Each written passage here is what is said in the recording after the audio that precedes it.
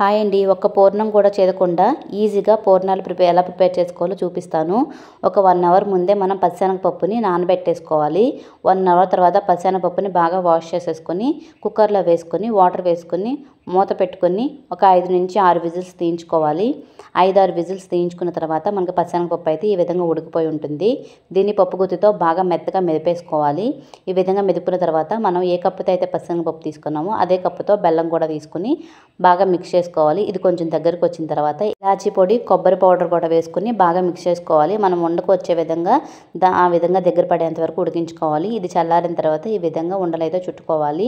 తర్వాత పిండి కోసం ఒక గ్లాసు పప్పు, 2 గ్లాసుల బియ్యం వేసుకుని మనం దోసల పిండి ఎలా అయితే ప్రిపేర్ చేసుకుంటామో అదే విధంగా ప్రిపేర్ చేసుకోవాలి. కాకపోతే కొంచెం గట్టిగా ప్రిపేర్ చేసుకోవాలి. తర్వాత ఈ ఉండల్ని ఆ పిండిలో డిప్ చేసుకుని ఈ విధంగా డీప్ ఫ్రై చేసుకోవాలి. అంతే, ఒక పూర్ణం కూడా చేదకుండా మనకు పూర్ణాల రెసిపీ రెడీ అయింది. Please to subscribe.